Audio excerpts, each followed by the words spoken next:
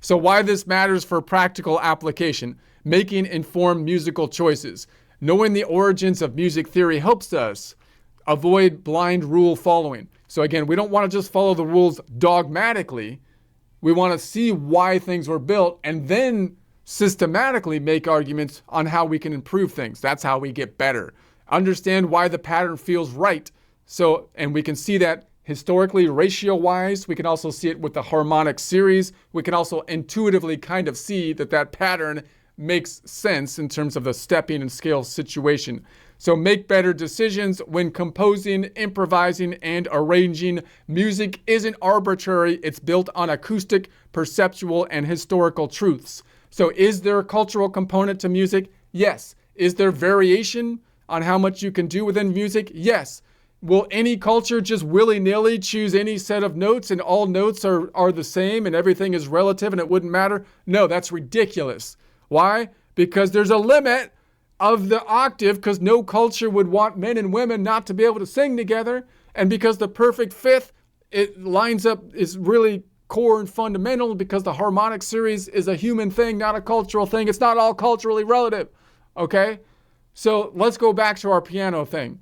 So knowing this, then, you can see that the piano was basically built kind of historically, right? Because you can see that the white notes are, in essence, the 7 notes. Now, they tweaked it over time, right? Because it wasn't perfect. They had to do the math, and then they retuned the piano to get an even spacing and so on. But it's basically tuned to the key of C on the white notes. And then if you play in a different key, then you're going to use the black notes. Now, notice functionally that works great depending on what you're doing, because notice that even if you're doing like computer stuff, and even if you don't know how to play the piano, they still use the keyboard. Why? Because you can play any melody or tune in the key of C and simply transpose it to another key.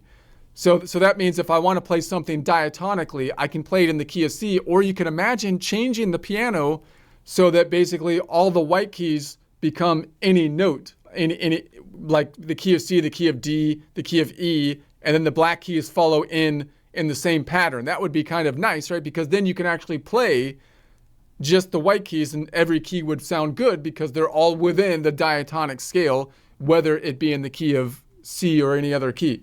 But the general idea is you can play the melody or anything in the key of C, and then you can transpose it to any other key because all the other keys are parallel. So you can transpose every note parallel with a computer or something like that. And of course, the piano means that you can play the melody with one hand and you can play the chords with the other hand. So that's great. But you could ask the question, like, what would be the pros and cons if you re-engineered the piano? If you had all the parts on the table, would you create it the same way? Let's say that if you took our system and you say, I have the 12 notes first before the 7, wouldn't that lead you to say, look, maybe I should make the piano keys all the same distance, 12 note distances, and not have any different sized keys? What would be the pros and cons of that? The bad side of that would be that if I don't know how to play the piano, I can still, under this system, play a piano that's still in key because all the notes are in the diatonic key. Whereas if they were all the same notes, then I'd have to know the formula. I'd have to know the formula to play in any particular key. That would be bad. That would be the downside. But the plus side might be that all the shapes would be the same, similar to the guitar.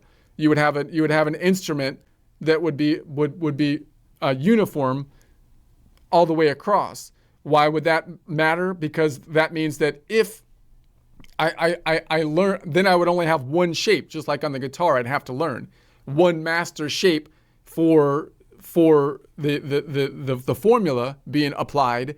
And remember what happens here. We've got 12 notes, right? 12 notes, and we have 7, and we take 7 of those to get our collection of notes. That means that we have 12 different collection of notes that we can be playing. And then within those collection of notes, we can choose any starting point, which gives us our 7 modes. So you end up with 12 times 7 scales that you can imagine you have to learn. But obviously you don't really have to learn that many scales. You have to, because there's the pattern repeats. Now in this system, the current system, notice the pattern doesn't exactly repeat.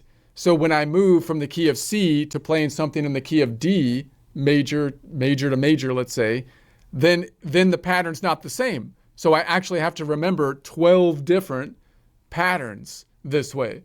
That's the downside of the current layout of the piano. Whereas if they were all equally spaced, then you can learn one master pattern and it would move, all the shapes would be the same, just like on the guitar. So there's now another bad side of that, just to flush this out a little bit more. I'm not saying we should do this. I'm just saying one thing is that these keys are also really great because they allow us to stretch our fingers further. Meaning, like I wouldn't be able to reach as far if I had all the keys were the same distance, the same width. So that might be a problem. Maybe that's a reason why you wouldn't want a layout like that. But you can also imagine, well, is this the proper way that we should put the keys, the black keys in there? I mean, as though they're in the key of C, maybe. You can imagine, maybe you just take every other note and you make it a black key or something like that. I'm just throwing something out there. I don't know. Why would that be? Because then, although the instrument wouldn't be completely symmetrical, it would be more symmetrical. So in that case, instead of learning 12 different patterns as you learn all the keys on the piano, you might be able to break it down to 2 patterns, that you'd have to learn, and you'd still have the benefit of having the keys kind of out of the way so that you can have shorter hand distances when you're playing different things. So I'm not saying we should change the piano or anything. I'm just saying, the design of it does have, just like we've seen, it has functionality in it, and it does have some history in it, and you can kind of see how it was built, within the piano, because it does look like it was built kind of how the thing came up historically, with basically 7 notes being the primary 7 notes, C being the primary key that we play in, and then the 12 other notes. That's why they're natural notes and stuff. But today you would think, I kind of like thinking that all the notes are the same, and that the key of C is just one of 12, and that doesn't really have any, mathematically, it doesn't seem like it have any benefit to it. So you can imagine a different layout. Again, I'm not saying we should do that. I'm just saying you can imagine functionally that you can imagine different layouts. Okay. But I still say the piano, one of the reasons the piano is great is because it's in one key on all the way keys, because then someone that doesn't know how to play the piano can just, like when I was a kid, I would just go on the piano when my parents were gone, and don't make fun of me or nothing, because I don't know what I'm doing, and I could tap on the piano and just make a melody or like a rhythm that sounds good, even though I have no idea. I don't know anything, right? I'm just tapping on the piano. That's pretty cool to be able to do. But again, I can't really transpose it as easily as I would be able to do once I learned the system, if it was laid out differently. But again, electronically, you can use this same system and then transpose it. So you can just use the white keys and play diatonically and then transpose it. So it's got some pros and cons. Anyways, beautiful instrument.